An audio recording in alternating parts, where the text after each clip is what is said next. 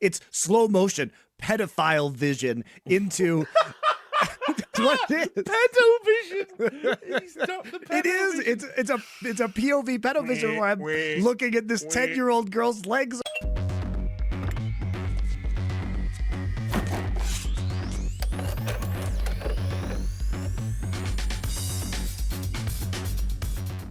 This is the third episode in our Hidden Gems arc here on Foreplay. These are films that we've mentioned a lot in the past, but haven't dedicated an entire episode to yet. As such, it's a bit of a grab bag.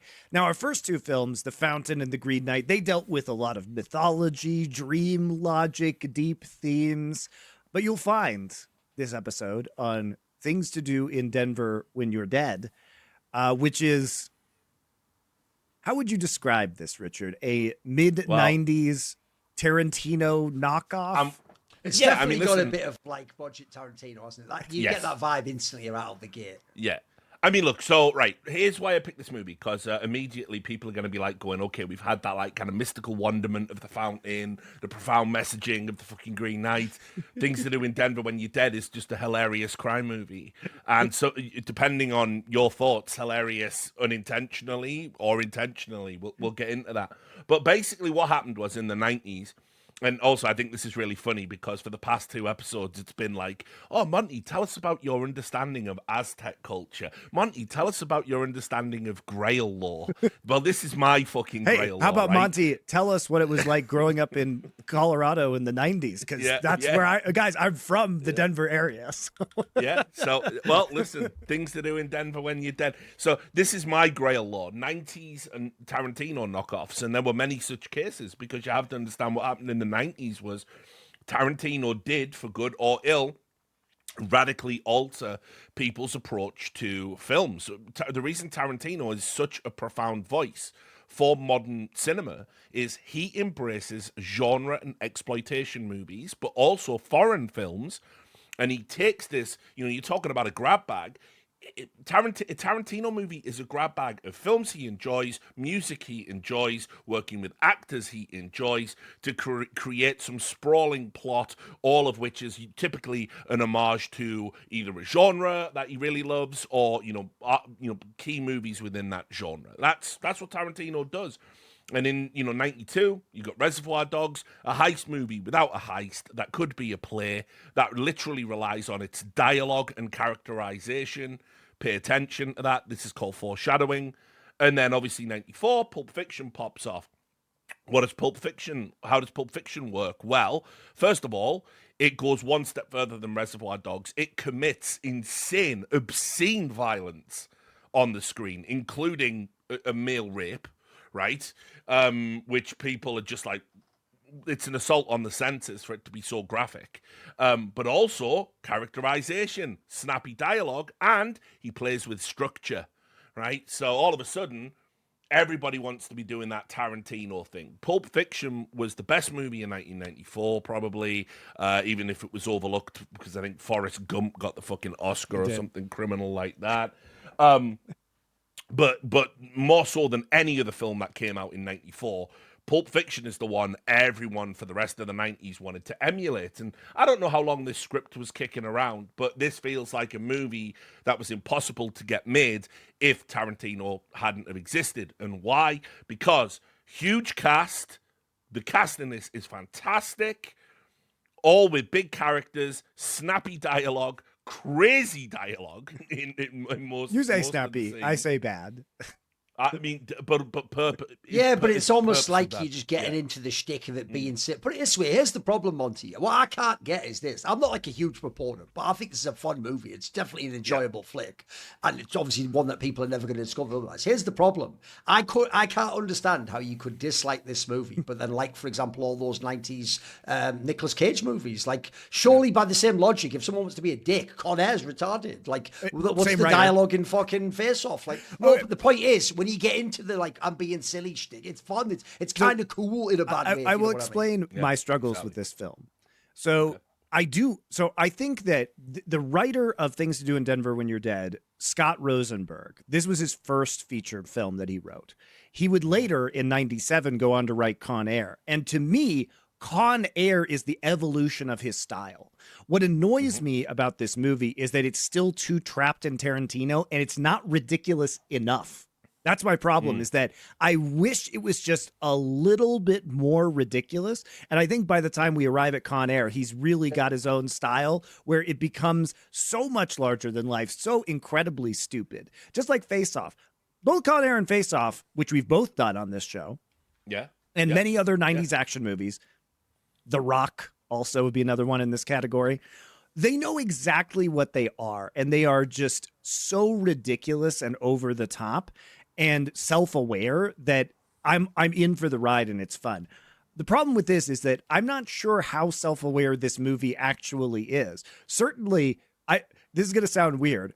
I enjoyed it more the second time I watched it. And I've watched this movie twice in the last year because as part of Hidden Gems, Richard mentioned this movie. I had never seen it, so I just went and watched it. And I was like, what the fuck is this guy talking about? This movie is awful. Obviously, stuff like Con Air is better. But the other thing is as well, this is why I sort of know what you mean by it. Maybe they're not totally self-aware of like the fact of like what the gags are. Because some of it clearly is just comedic, right? I mean, they have actors like fucking Christopher Lloyd in it, of course, and you know what you're doing there. But to me, actually, one of the interesting things about this movie, this is why it is very like Pulp Fiction-esque.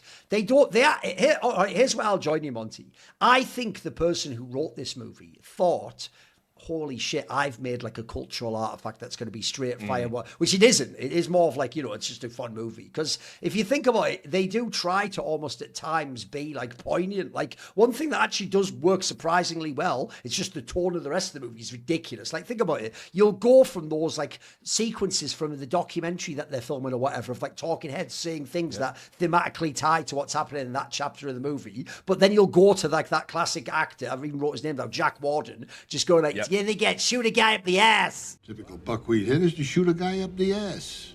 Yeah, ba-bing. Slug up the ass, you don't die so much as contort for a good 15 minutes. Then you die. Like regular yeah, true. The construction the is tone so is a bit bad. wild. I'll give you that. Just give me.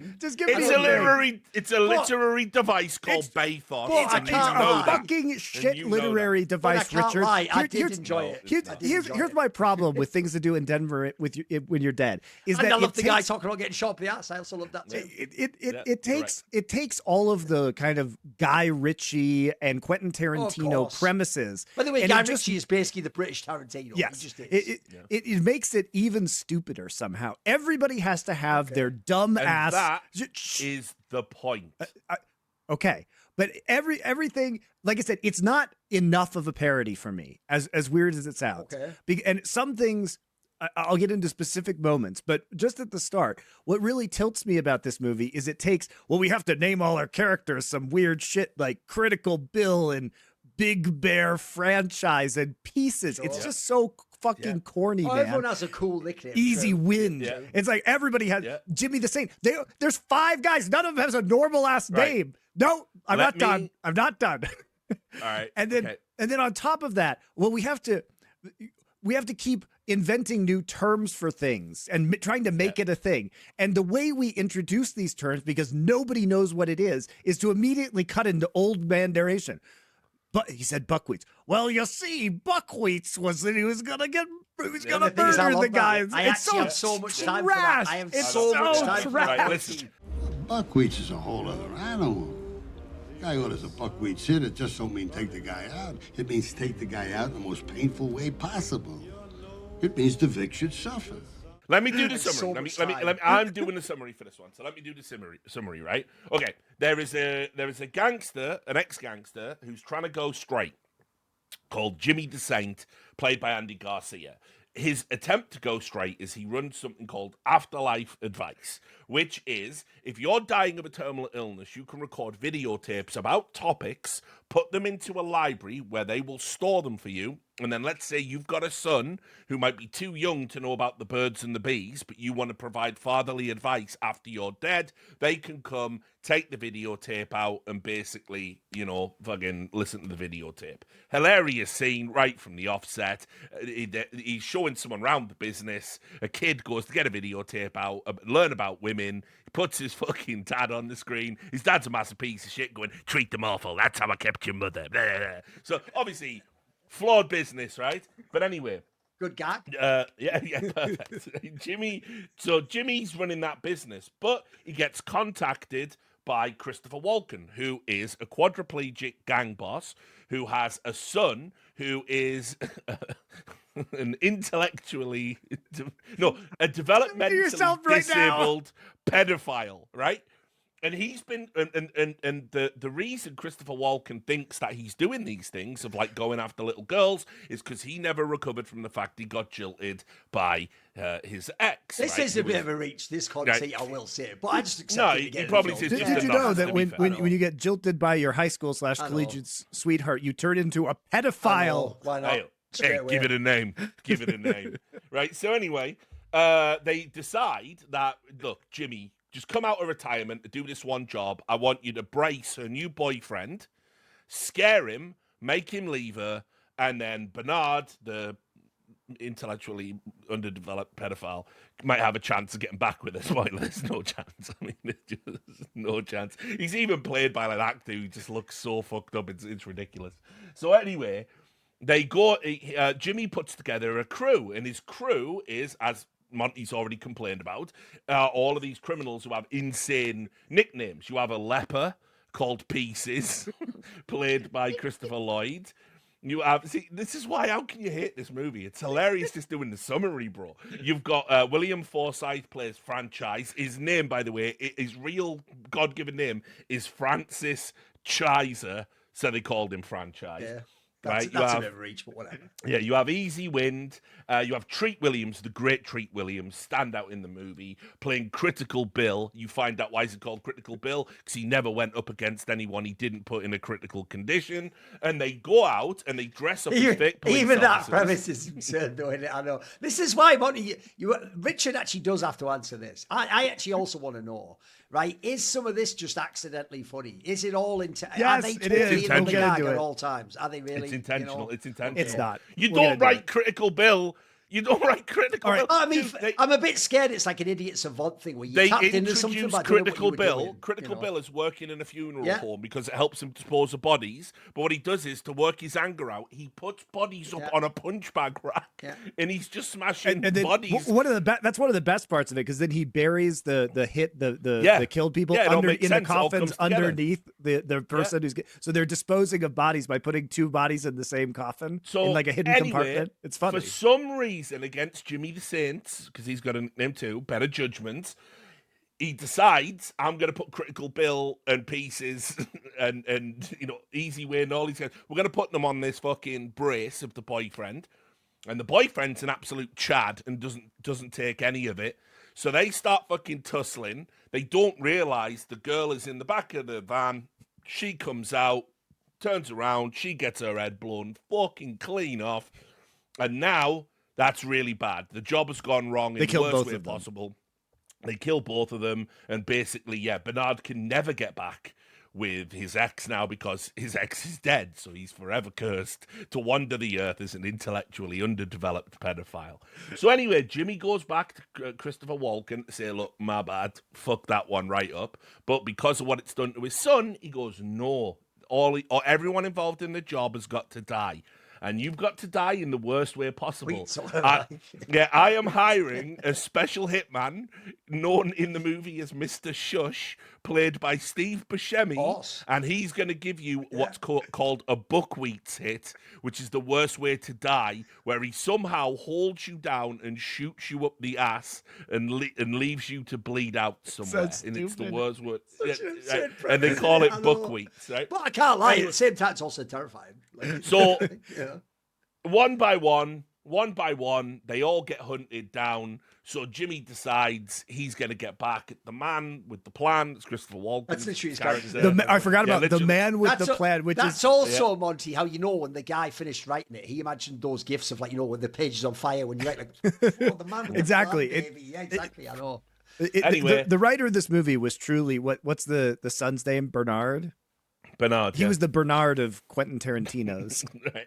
So he This does read like a script written by someone. He impregnates he It does. decides to impregnate a prostitute he knows because she had a thing for him and she wants a baby anyway, and he leaves all of his money, and then he records a series of videos for his future child, knowing he's going to die. Then he goes and kills Bernard, and then he gets killed by the man with the plan. And then ultimately at the end, they all just walk into the diner like none of it happened, and you realize it could just be fucking Jack Warden, could just be all bullshit of an old man in a malt shop making up stories about crime. Story. And then because you forgot about boat drinks, which is the stupid prison I'm going phrase. to talk about. I'm going to talk about the fucking, also a Jimmy Buffett song, very famous Jimmy Buffett song. I'm going to talk about the language. By the way, a lot of these are references to songs. It's actually quite a musical. And, in isolation, the soundtrack is also very good because they start with this like Tom Waits song. Yeah, jockey of bourbon. By the way, we also haven't addressed one of the biggest elephants in the room, which is one thing that actually I think makes this movie work, even though it's also what makes it incredibly dated, is this is the absolute prime of Andy Garcia. And Andy Garcia, I can see why they would cast him as a leading man. It's why sadly Coppola made that fucking Godfather 3 where he had to be in it. Because like he is a mega charismatic actor. Like I vibe with this character. He's actually one of the more serious characters. I actually vibe with this character. He's even got some cool aspects. Well, I mean, obviously, what had happened was after the Godfather Part 3 had bombed in the 90s, it hit Andy Garcia pretty hard, even though I think he's the best thing in that fucking movie. There's like a famous story, apparently. What was that movie with the Coolio song about the Dangerous Minds, right? I think he was meant to be in that and they just cut him out. Fucking hell. Like, that's where he was at. By the way. That's the other thing. He is good. Bro, he's fucking great. And he's great in this. Yeah. They're all great in this. No, the acting's not the problem in this. Yeah, no, it definitely. How can it be? The cast is mega. Andy Garcia, loads of Christopher Lloyd, actors. Williams, Forsythe, Bill Nunn, Treat Williams, the great Treat Williams. Treat Williams wasn't even getting put in movies. I defy anyone to go and watch The Prince of the City with Treat Williams. It's classic, yeah. And not fall in love with this guy. And like this helped relaunch his career a little bit because he was literally doing genre slop. So, Steve Buscemi in a cameo, Christopher Walken in a wheelchair saying, "Take out my dead dick and suck it." When you see Christopher Walken really early, you're going to think he must be a central part. He's barely in the movie. No, barely in the movie. He's got it, but he has like, this is why this movie rules, because everyone gets an insane monologue. Like he's talking to Jimmy, and like he's got a nurse who's like washing him down, keeping him clean, because obviously he can't do it himself. And he's going, "I know I get erections in her presence, Jimmy. I can feel them." Excuse us. She's a 10. Jimmy, she's a planet unto herself. She can't nurse worth shit, but I keep her on because although I can't feel it, I know I have erections in her presence. You understand? I understand. This is what I hate about this movie, Richard. That's what I love. I'll tell you one thing. I'll tell you another thing that I love, because by the way, this movie is also peak fucking 90s nostalgia of like what Hollywood films were like. Like, I'll give you an example. Bro, I will never obviously ascribe to some of the more like darker elements of how casting was done in Hollywood. But there's a reason, Monty, why like this woman, she's beautiful. That's when you have directors that are or producers, this is how you all the movies in the 90s have women like this as the fucking central person, Sadly, Jimmy the Saint blows the relationship with her, unfortunately. So. It's still fire though, mate. You're what great fucking casting. Yeah, that's the love interest. So Richard didn't mention, and this is key to my finding this movie less enjoyable than perhaps Richard, is that the opening to this movie is so absurd. And this is one of those times I'll list the times where I don't think this movie knows what it's doing. And it could have been an amazing parody send-up to Tarantino movies of the 90s, and it could have been, I think, an all-time hilarious cult classic. But when we start the film, and it's just the way it's directed makes me think it's not a joke, where it's just like, look, POV at the girl's legs, and then Bernard just like... 7, 8, 9, 10, 11, 12, 13, 14, 15, 16. It's like, and then the slow motion, it's so stupid, and it's supposed to make me feel uncomfortable. But I literally, and I will say, I may have been Love to actually enjoying watch this substances that movie, I that's the don't thing. enjoy in Korea while I was watching this Well, movie. that didn't even I- make it better. It did. I just started Oh, laughing okay. my ass Yeah, off. this is a I just perfect started movie to smoke laughing weed, my mate, of ass course. off because Bro, this it's is a but beer and pretzels movie. it I watch reminds with me- the boys, you know. the worst scene in Face Off is when his son gets shot, when John Travolta's course. son gets shot, and it's like on the merry-go-round in the slow Yeah. motion. Yeah. It's And that hilarious, is though. clearly unintentionally hilarious. Yeah, true. But this started this film, and there are unintentionally hilarious scenes, including when they intercut randomly a bunch of the dying people's videos to like give life lessons and make this. I want to serious. come to that. I want to come to that. It's bad. Look, There are- listen. You're saying it's bad, right? Let me explain why they've deliberately right. It makes its intent very explicit in the opening scene I just talked about, right? Jimmy the Saint thinks he's doing this profound thing, right? He's doing the profound thing. He's providing afterlife advice for people that need it. What do we see in the opening scene? The kid goes, I want to learn about girls, Dad. His dad's a total piece of shit. And all he's doing is passing on horrible bad advice. So this kid's probably going to grow up to be a piece of shit too. Which would right? have been Then- funny if they kept doing that, but they try and make it like tug on your heartstrings. Because the juxtaposition. They do that with the Andy Garcia one, right? And I agree. They reach for something they cannot grasp in that moment. But the rest of them are, life is just a tangy mustard burp, and it's like it's setting up, because it goes to like all these people. Remember, No, all that's these the people old have guy in died. the malt shop. Yeah, no, was that it? Wait a minute. Well, there's one video where the guy talks about, like, fucking life and how ephemeral Yes. it is and blah, blah, Yeah, blah. yeah. And then it's like, remember, all of these guys are being murdered because they fucked up the easiest criminal enterprise of all time. And their method of death is to be shot up the ass in the dark. Again. And these are all, It needs to stay that- tonally that consistent. contrast- No, what I No, don't. the contrast no, is no, no, what no, makes no. it work. So what I like. Let's compare this to Con Air, literally by the same writer. The whole it does try and get you with the my kid. I'm away from my kid in Don't prison. say Con Air's tonally consistent. It's more tonally consistent.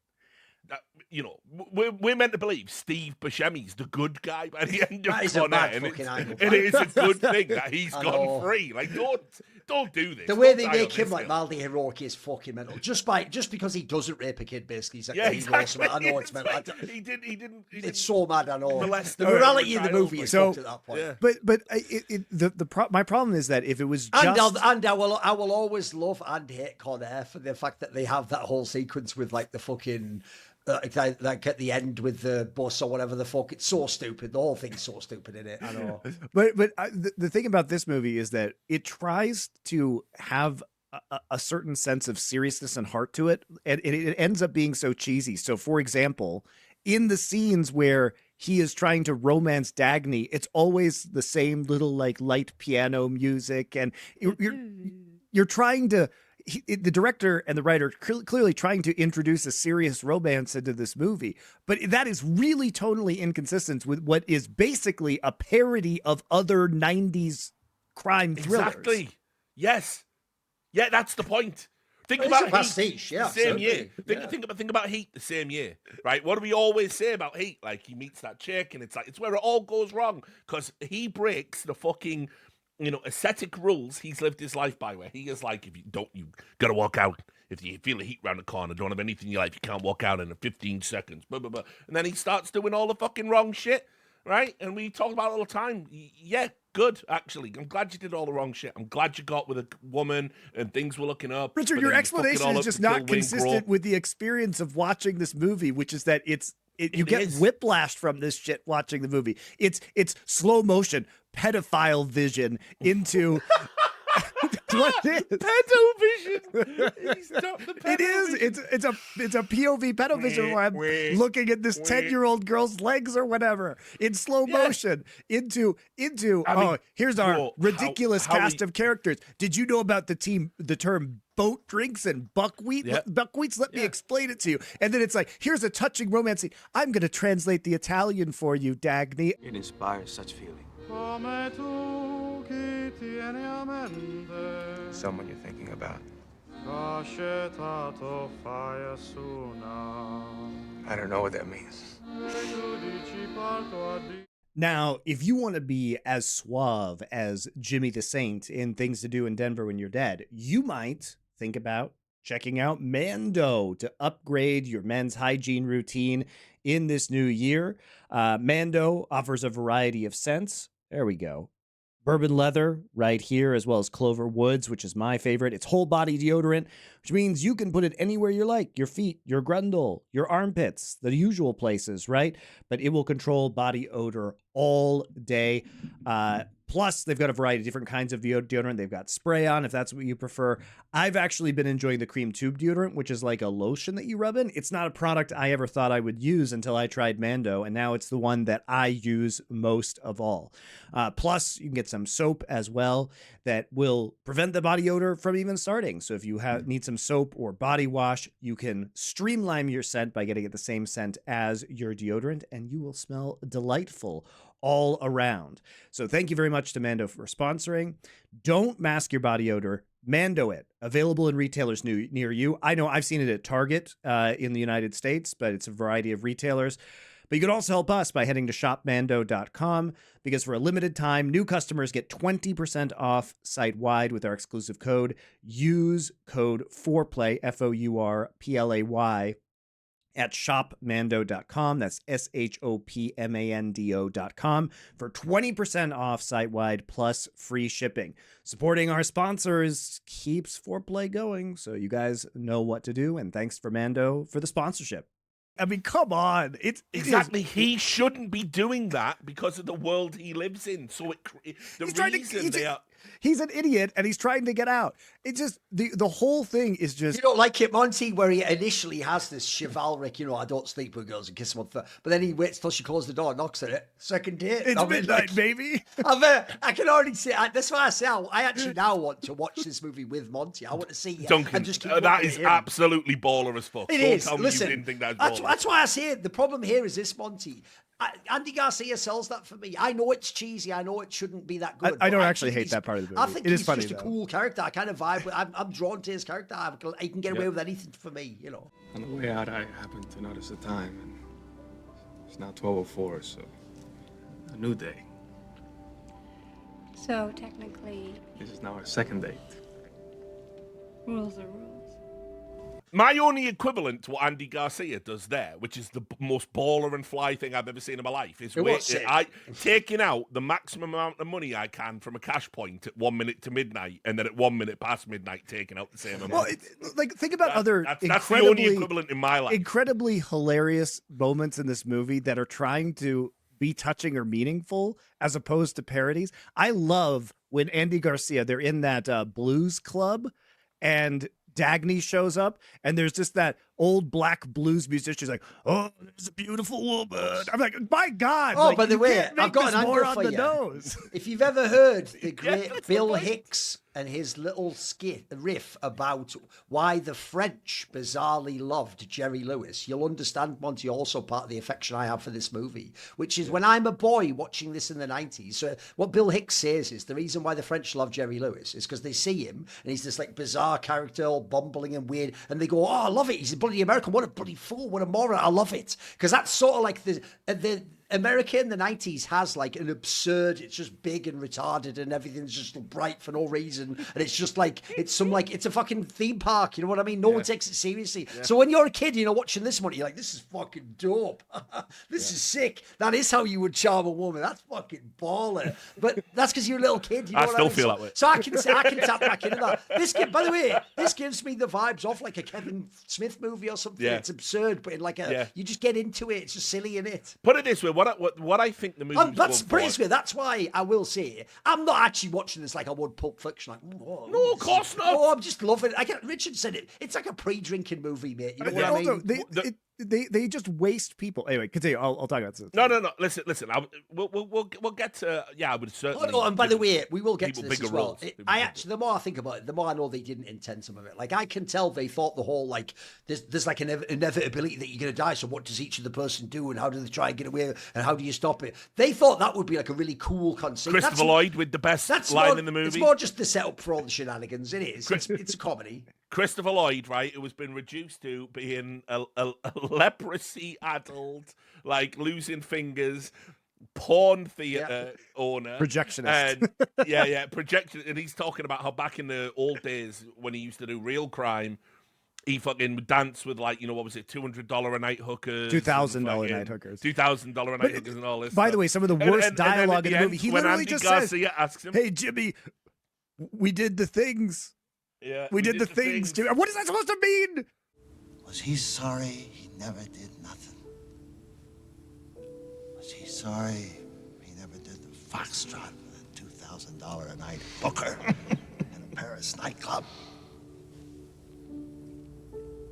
Jimmy, we did the things. What is that supposed to mean? We did the things. I love the way he's bouncing off No, this it's so just hard. bad writing. Because again, Richard, it's to me, bad it's writing. like it's like all I'm hearing, Richard, right now is him just like critiquing like Jay out of Silent Bob. Like, it's just puerile and fucking. It's like, that's what's awesome. That's what I like. But he's got that baller line where he's dressed in a nice suit to go out and face his death, and he goes, "Yo, Pieces, did you ever really dance with a $2,000 a night hooker?" And he goes, "What do you think?" And he's looking sharp as fuck, and he walks out. That's sick, bro. Like, that's fucking. That if I'm a get shot by Steve Buscemi, if I'm a get shot up my ass, I'm a go out looking fly. I do like the way it's simultaneously for real. comedic but also terrifying. Like, that does sound really horrible. And actually. I want to talk about. I guarantee that is the worst way to die. I know. I believe it. I totally believe it. I want to talk about how horrible some of the character decisions are in this movie, because the way they waste Steve Buscemi and Christopher Walken. So you get Christopher Walken and you put him in a wheelchair, so he's just like blowing in a tube. It's so stupid. It looks stupid. It is stupid. There's no reason. Do people live like that? I don't know where you're going with this. Like why can't a crime boss be in a wheelchair with a breathing straw? That's ableist as fuck. That. What? Done you there? He's actually done you. I'm not saying, Richard. Why not? It's a movie. Why? He's the man with the plan, not the man with the legs. You will notice it's said quite explicitly. It just is so absurd, because then you have to deal with things like the random sauna scene where the nurse is like fanning him with the branch in the sauna. It's so dumb, Richard, and it breaks up the entire. I mean, it is very funny to watch him just like sit there, and then when he wants to get closer, just go. If you want to talk about pointless, dumb parts of the movie, no, I'm not done yet. Right. Also, the mischaracterization of the misuse of Steve Buscemi. So you get Steve Buscemi, and the first thing you do is you put him into Steve Buscemi. You put him into an action scene. What is that? He was used perfectly in Con Air. What's up, bro? What do you need? What can I get for you?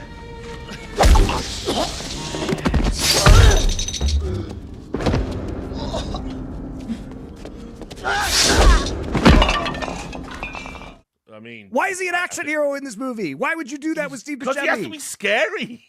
He's intimidating, isn't he? There are a million ways he could be scary. He literally. So in Denver, Union Station is the main train station downtown, and Amtrak goes to all these places. So the implication is he's coming in from somewhere else on Amtrak, right? And he walks, and across the street from Union Station in an alley, there's just this guy getting beaten up, and he's like, "Stop it!" And then he just murks them all. Really? Yeah. That's the laziest form of writing imaginable. You give me a better way to establish him as being physically capable and psychotic. He doesn't need to be physically capable. What are you talking about? How's he going to pin someone down to shoot him up the ass if he's not physically capable? I don't know. Come up with some sort of device that hog ties them. I have no idea. In your mind, do you think he's shooting them up their Richard, ring pieces? Why do they have to be shot up the ass? You can't think of anything. This is what I'm talking about, it being a knockoff Tarantino film. I can't believe all the questions we're asking. Why do they have to be shot up the ass? Yeah, exactly. It's like it's literally like a 14-year-old boy wrote this movie. He's like, you know what would be really painful? Getting shot in the butthole. Well, by the way, that is itself, though, part of Pulp really Fiction. Bad, part of Pulp Fiction is like, holy shit, he's going to rip up his ass. Again, when you watch that, and you're like 11, you're like, Jesus, this is too real. Yeah, too real. Exactly. That's terrifying. So I'm saying, right, like, obviously, right, you have to establish quickly that Mr. Shush is a nightmare for all of these people are career criminals. Have him operating in the shadows, though. Nobody wants a Steve Buscemi action sequence. I mean, I'll concede the ground that it's the worst sequence in the film, but like that doesn't mean anything. You have to establish he's a scary guy. He's called Mr. Shush. He's silent. He's in the shadows. He's not silent. He's literally just murdering people in front of a train station. He doesn't say anything, right? So when he goes into when Easy Wind makes the futile decision to get hauled up with the crime gang he used to be affiliated with, and he's just killing them all one by one, and it doesn't even show you what happens. It's just Easy Wind like looking through the curtains and a bunch of scared looking guys who were all massive, like being like, "What the fuck have we got ourselves into here?" And then Easy Wind is dead, of course. He shut up the ass in a dumpster. So there you go. Spoiler. And Steve Buscemi lifted that man into a dumpster by himself. Yes, definitely did. And that's why we had that scene earlier to establish it. I'll also say, if you don't have any love in your heart for when, again, these are all spoilers, by the way, guys. If you don't have any love in your heart for when Critical Bill fucking tricks him. And that is funny, actually. That's a good scene. And he screams, fucking, "Me Godzilla, you Japan," as he shoots a bro. Hilarious. Party! I am Godzilla! You are Japan!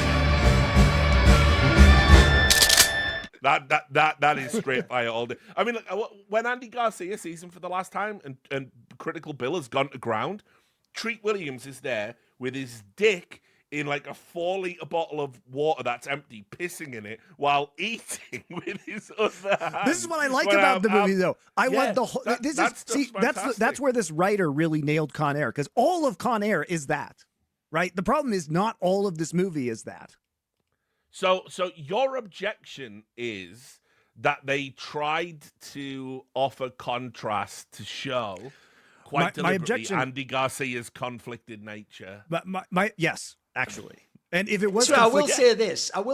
Why is Andy Garcia in this film? Like, his character almost isn't from this film. You know what I mean? The rest of them are all these weird, wacky. It's like a cast of characters. But then he's just like a real person with real life concerns and tries to like live a life and shit. Everybody, there's everybody in Con Air, even Cameron Poe. Jack Warden used to be Jimmy the Sid, and he got away and he opened a malt shop and he keeps his friends alive by telling all these ridiculous. I don't buy that for a second. I think he gets whacked, but you know. So basically, elevates it, doesn't it? My problem is Cameron Poe is a ridiculous character, even though he's the hero and was wrongfully imprisoned, as we talked about in Con Air. But we get all by the way, that in out that of the movie. Also, the shit that happens to him at the beginning of Con Air is fucking hilarious. How because as we pointed out in the episode, you just wouldn't go to prison for that. Like, you were just innocent as fuck. Like, it's just like we just accept that you got railroaded. It was self-defense. I know, it's just absurd in it. I know. But again, we accept it to get in the movie. It's all. But they did the 90s things of, well, his hands were deadly weapons, so it was illegal for him to kill those guys because he was special forces and knew karate. By the way, Monty, I nearly forgot. When Easy Wind was hiding, do you remember the name of the fucking crime lord that was like hiding him? No. Baby Sinister. There you go. They all do have comic book names. No, it's true. This film fucking rules, dude. Like, the writer just heard Notorious B.I.G. and it was like, Baby Sinister. Yeah, why not? Why not? And what's wrong with that? No, I have a question for Richard on these lines, though. Even though I do enjoy this film, I did watch it. Because the funny thing is, it's been ages since I'd watched this one. And I remember I did enjoy it because I actually liked a lot of the 90s output of Andy Garcia. But when I watched it, I did think to myself, since this category is called Hidden Gems, is this a gem? Is it I enjoy the film, but I don't gem. I don't know, because to me, gem's supposed to be me and my friends secretly amazing. So almost more so than any other movie from the 90s, me and my friends fucking loved this film. When we have to understand, there was like this whole thing when Tarantino was coming out.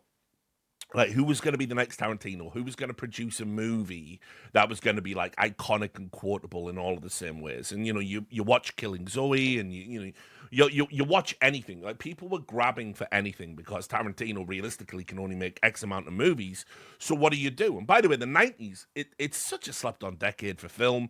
I think a bunch of stuff gets reinvented. You know, we've already talked about Heat. We talk about Seven. Well, I think part of the problem with the 90s is that the good movies were not the movies that were winning awards, and actually a bunch of trash movies won awards. Well, that was the thing. It was like the going back to Jurassic Park, big studio movies or big message movies. You know, again, like Schindler's List and Forrest Gump. Titanic. These are the ones. Titanic, exactly. These were the movies that were like dominating the Oscars, but it wasn't reflective of what was happening in film and what people wanted to see. And also not even reflective of the legacy. Most of the films that had the big impact on filmmaking today were not those big movies. But it's weird. No one's copying Titanic. You know what I mean? Like who says we'll I'd do love it to on the show recreate at some that point scene? because it'll be really funny. But anyway, so it was like me and my friends. Anytime there was a movie, you know, it was earlier than this, but it's about the same time I saw Bad Lieutenant, which is fucking great. I love that.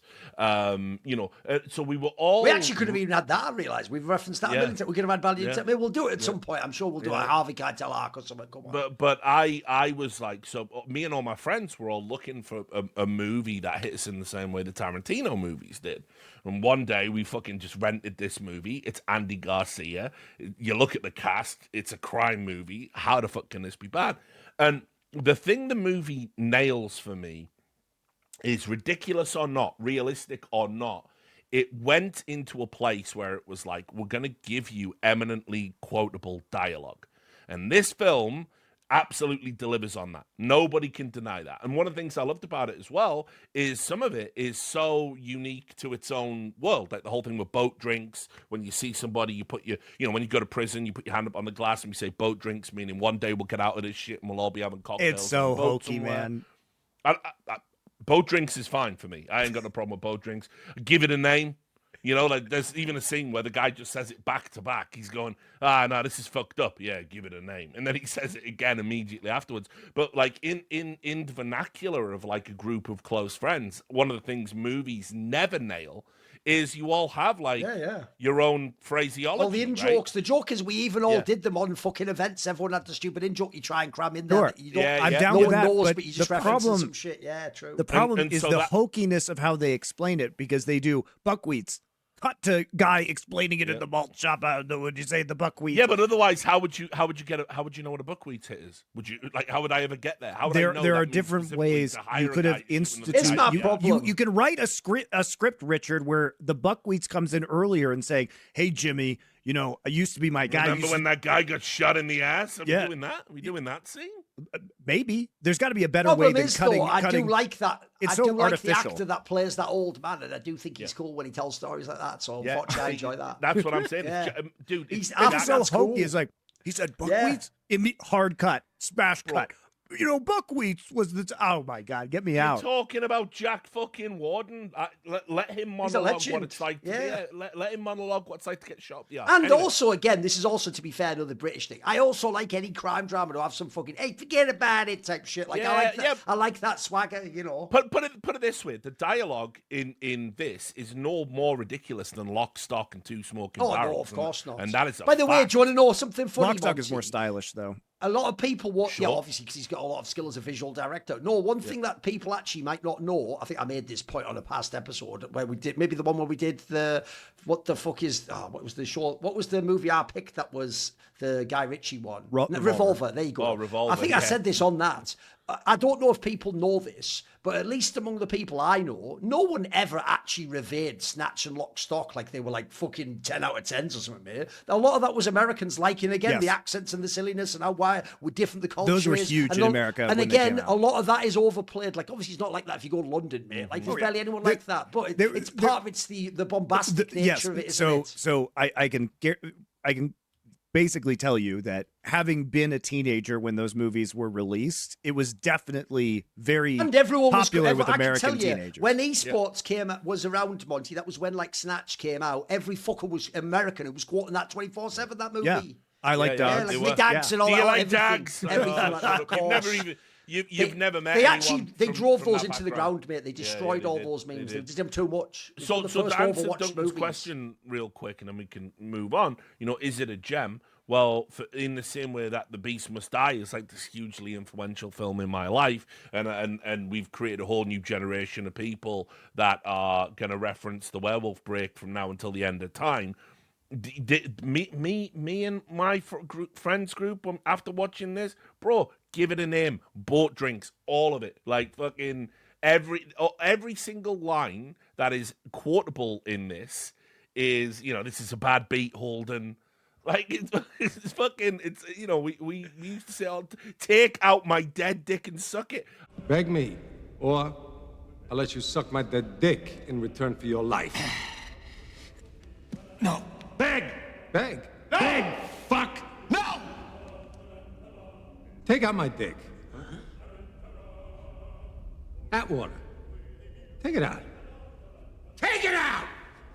Take it out. That is a great screamed line. That. I have screamed that at somebody before. Like, it's just, we all fall about laughing because we all come back to this moment where we watched this absurd movie, which I honestly do think as well. Just to wrap this up, I think quite literally, the writer Scott Rosenberg, I think he looked at where all these crime movies were going, and I think he wanted to skip to the end. What is the most absurd, stupid thing it could be? Because look at the Tarantino movies. They all have quotable lines. They all have characters with nicknames, right? They all have their own terminology. They all have their own terminology. They all have their own in jokes. Like people don't realize this, but like in Pulp Fiction, there's just like this throwaway line where he's talking about, there's a Samoan guy called Antoine Rogomora, and they call him Antoine Rocky Horror because it's just a reference to a movie that's easier to say than his actual Samoan name. That's in there as a throwaway. What happens in Things to Do in Denver When You're Dead? All those little throwaway universe building lines are they're just dialed up to 11. They're just dialed up to 11, and it's like everyone's got a nickname because we're criminals, right? And that's what criminals do. And everyone's got a skill, or a vice, because that's what criminals do. And everyone's super tough, and here's franchise. Well, it also like is provolone and this is again. This is why I struggle with it, because there's some parts of this movie that are just incredibly funny. So, for instance, when Critical Bill is saying, hey, "Can I be one of the cops?" It's such a stupid scene, and of course you say no because he's a You're psycho. beating up on corpses, Bill. Yeah. You're beating up on corpses. But it keeps my powder dry, Jimmy. I have really changed, man. How do you think that makes me feel? Billy, you're beating up on corpses, Bill. Look, that's the point, Jimmy. That's the thing, man. Doing that with them bodies, that keeps my powder dry. Billy. It keeps my powder Billy. dry. It keeps my powder dry, Jimmy. That's another line It's that really we say all the funny. time. And also, it keeps my powder dry. And also, it is even funnier that Andy Garcia just relents immediately and was like, "Yeah, okay, but just don't say anything," as if that would be a good idea, because what's going to happen immediately when he agrees to that, right? Yeah, it's but so that's all, telegraphed. but it's the thing. It's meant to be. I understand. You sit there If in your the chest movie going, was fucking hell, Jimmy. Even if the movie was all of that Critical Bill. and no saccharine love scenes / stupid voiceover videos, I'm much more on board with this film.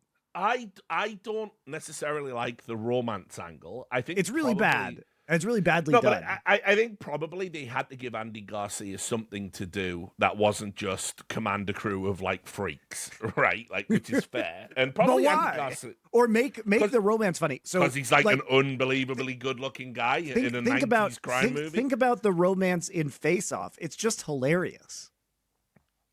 Yeah, sure, it is. But I mean, not in a way. I mean, would you want to take it out of the movie?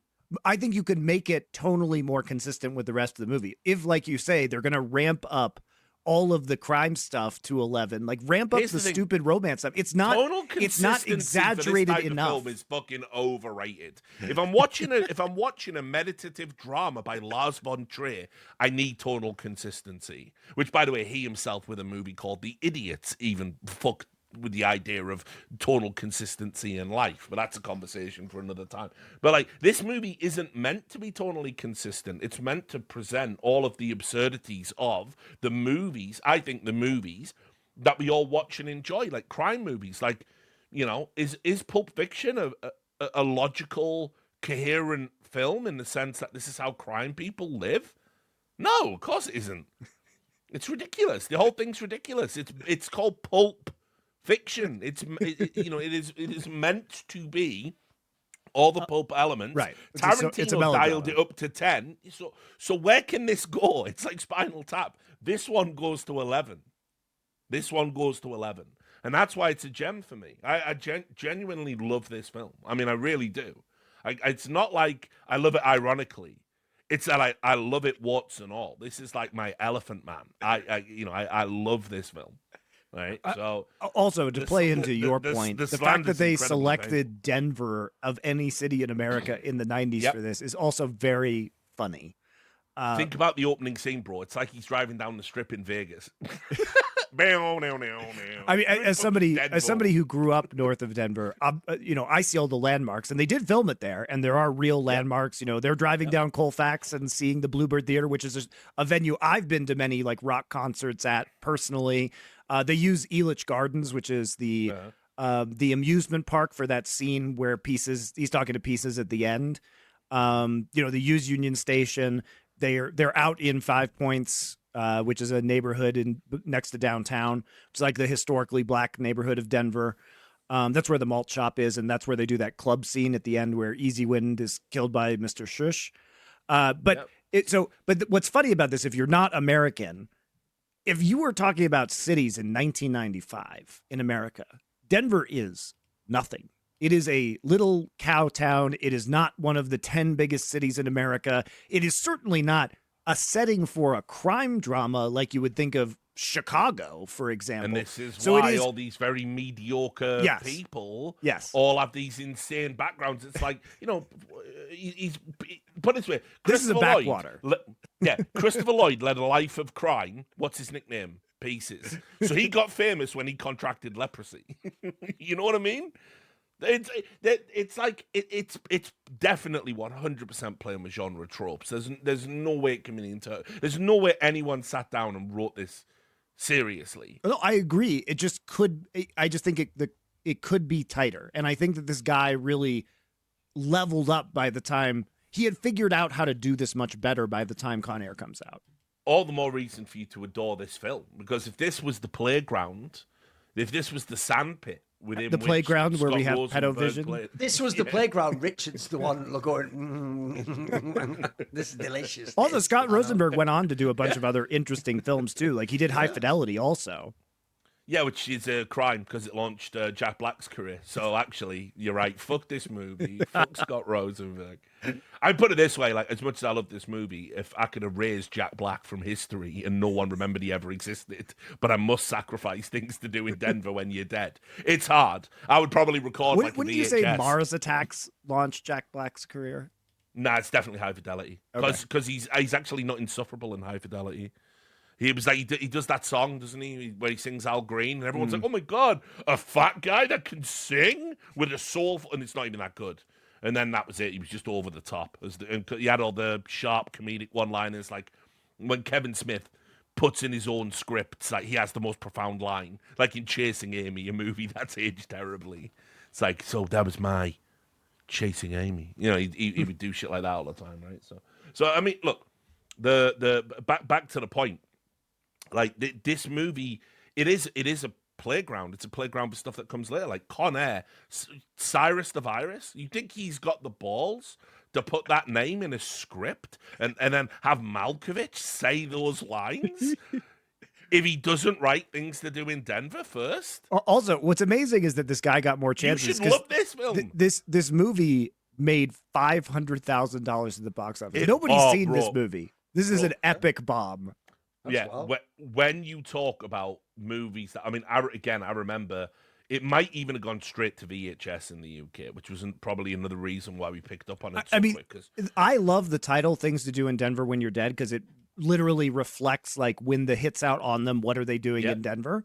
But Great title. But if you are just encountering a movie, and especially like even if you're American, because Denver is nowhere, but especially if you're not American and you see the title "Things to Do in Denver When You're Dead," who the fuck is buying a ticket to that movie?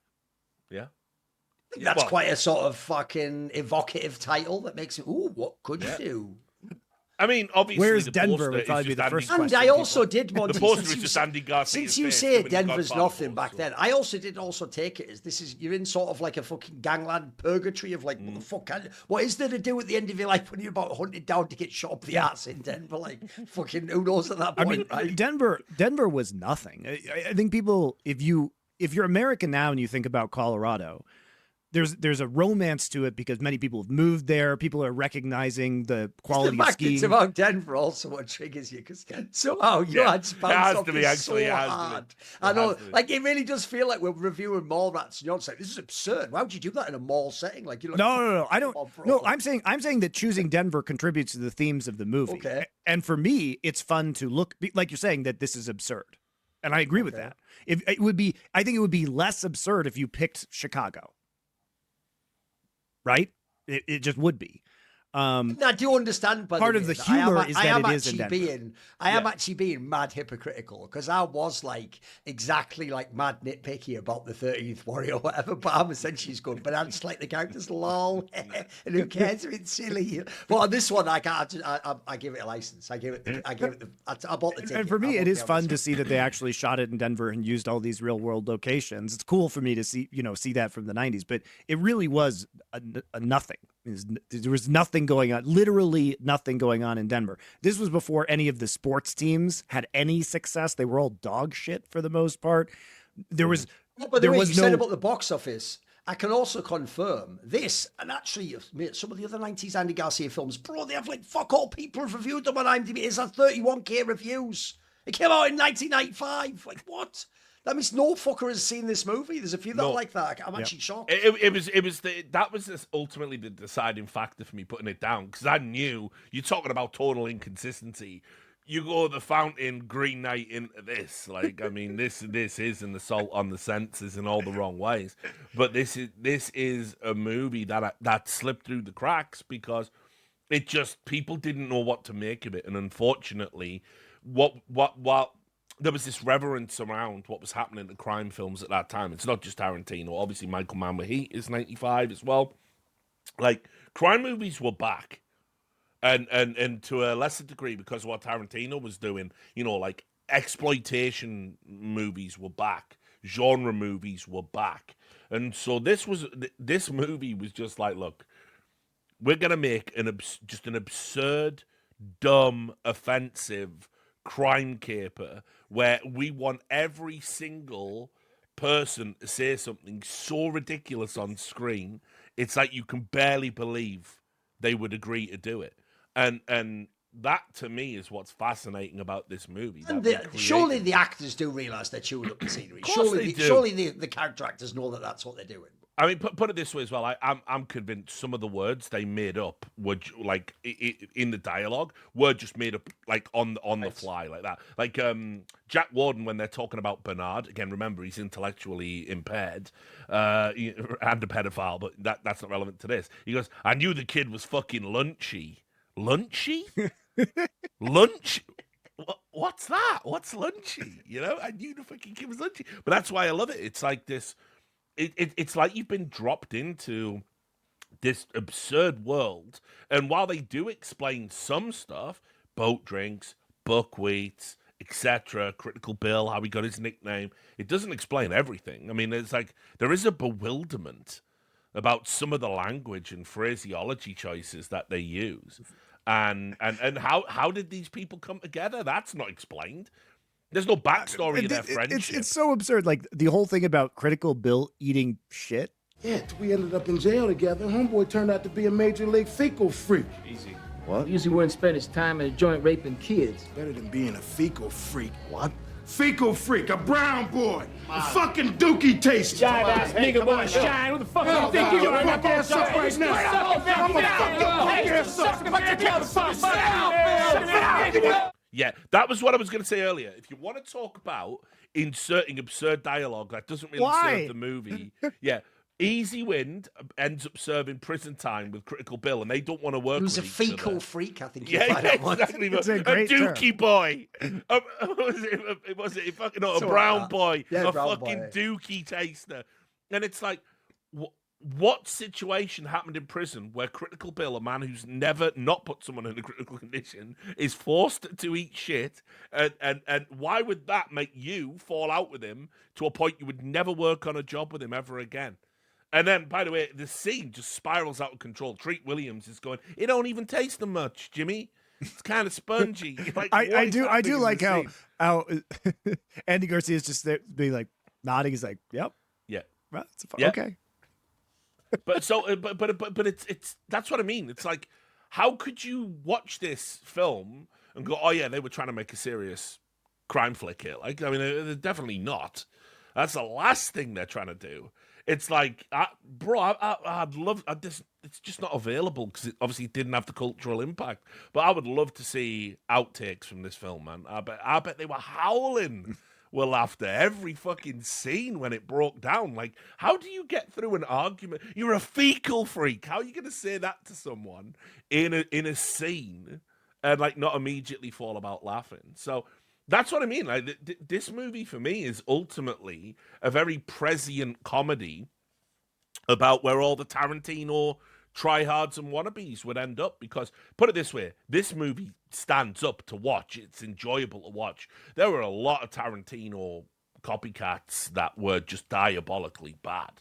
Like, they missed the entire point. Like, you have to have a humor and a joy and a mischievousness about the material you're creating. That's what Tarantino does. Tarantino says, "What if I do this? And what if I do that? And what if I reference that? And what if I just put that in a row? What happens then? What are people gonna say? You know, will it upset the press? Will it upset the fans? Will people get the reference?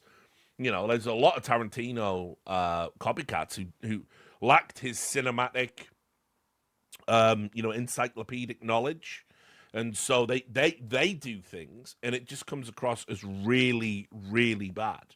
This isn't one of those films. This is a film that's gone, what if we make things deliberately absurd, and then just let everybody sit with it and see who gets it? Now, financially, the worst choice ever made, but for mine and the world's enjoyment.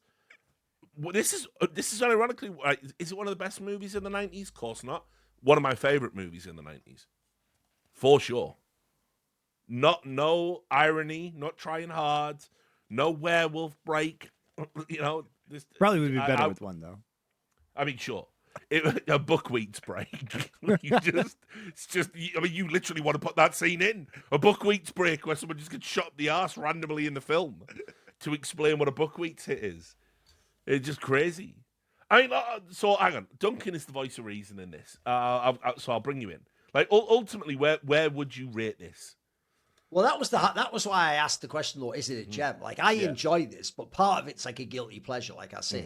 Like, for me, what people don't realize is I actually do really enjoy the really early Kevin Smith films. I actually think in their own way, as comedies, they're very good films. So I don't think it's at the level of that. At the same time, it definitely doesn't achieve, like, the trying to be Tarantino. Like, Tarantino films, no matter what you think of his later on, but his early work is fucking unbelievable. Like, I even saw someone did a thing the other day where it was, like, ranked movies. And, like, Jackie Brown was, like, second from the bottom or something. It's like, what?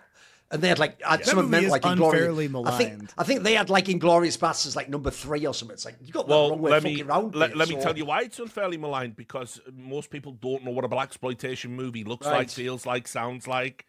You know, I remember people complaining, going, "Oh, you like the Delphonics and the didn't I do it, baby," being in every scene, right? And they're going, "Man, that song gets hammered to death." And have you ever watched a blaxploitation movie?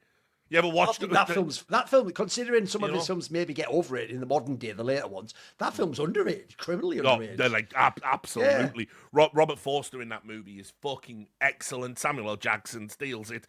It was one of Robert De Niro's last actual good performances, probably. Yeah. And yeah, just everyone in it's fucking great. Like, I mean, yeah, people.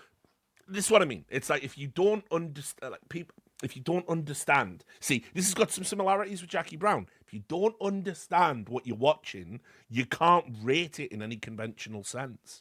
This way, for me, there's just a type of 90s movies that's like this, where I gotta say, I'm almost like I have so much sort of affection for that period and that sort of like silly fake culture that I can also just accept the nonsense of it and just look past it. And for example, I would put in the same bucket again. These are all films that are mad risible, by the way, like fucking Skip Woods' Thursday or fucking Hackers or some shit. Yeah. Again, if you were to show this to a modern person who had no idea what 90s films are, they'd be like, this is stupid as fuck. And it's like, yeah, but that's sort of like almost like part of the charm, you know? It's not totally serious. Joe and I were also talking about this on Nerd Legion because we did a 90s movie with Hulk Hogan called Suburban Commando this week. Oh, sadly familiar with it, yeah. But the point is that in the 90s, people were not afraid to like take these shots on really weird movies. And also, I'll tell you another thing, Monty. Another reason why I asked if you guys thought it was intentional is almost part of the charm too in the 90s is some of these motherfuckers, not on this movie, some of them did think they were making great art, but it's just a silly fucking Hollywood movie. And that's one of the best things about Hollywood in the sort of coked up era is like they really thought they were artists, bro. They thought they were like fucking doing something incredible with the soul, and then they're just making like some cheesy fucking 80s movie or something like that. And you're like, bro, this is going to age terribly, but they think they're like, oh, I'm